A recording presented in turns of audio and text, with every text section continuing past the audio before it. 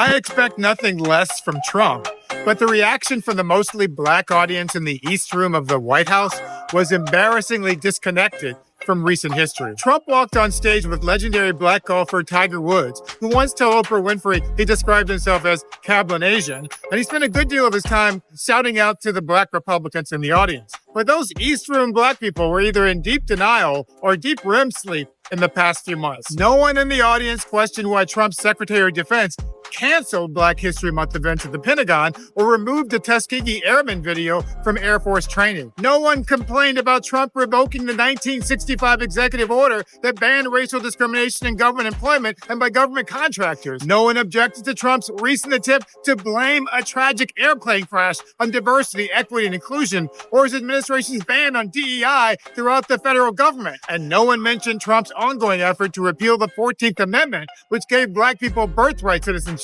in 1868. As long as they got to smile in front of the white man in the White House, the East Room black people were all good. The East Room black people never dared to challenge Trump when he diminished the black scholars who put together the 1619 Project, which traced the history of the first enslaved black people brought to the colonies by the British. The last administration tried to reduce all of American history to a single year, 1619. We like 1777. Nope, that's not what happened. The Biden-Harris administration didn't write or invent the 1619 Project. They just acknowledged its importance in American history. And none of the East Room black people appeared to raise an eyebrow when Trump told them he wanted immigrants to come to the U.S. as long as they came here legally, while never discussing his racist new federal policy that allows only white South Africans to come to America, but punishes black people in that country. No one even checked him when he lied that he won 40% of the black vote in 2024. Almost 40% of the vote. Instead of the 13% that he actually got. Never mind the 95% of the black vote he promised he would get 8 years ago. That I will get over 95% of the African American vote. No one asked why he just eliminated an environmental justice program that provided 40% of the benefits from federal climate investments to black and brown communities. No one seemed bothered that he just pardoned 2 police officers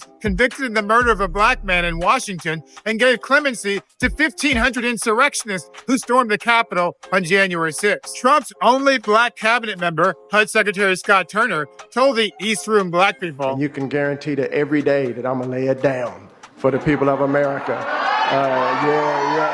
I wish that were true, but at his confirmation hearing in January, he couldn't even lay it down for the black people facing racial discrimination in home appraisals. Well, I do commit to upholding the law as it is on the book against all illegal discrimination, including appraisal bias.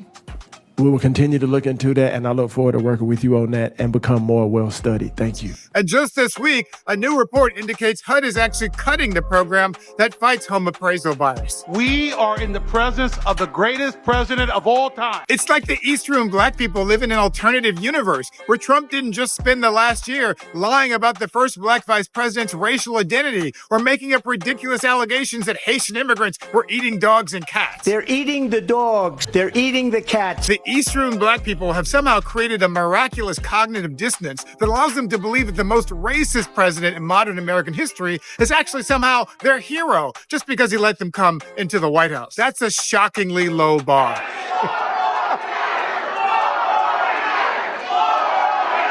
Nope, no thanks. It's only been 4 weeks, and that's already long enough. Want the effects of Viagra, but faster? Meet Rose Sparks. They contain sildenafil and tadalafil, but Sparks dissolve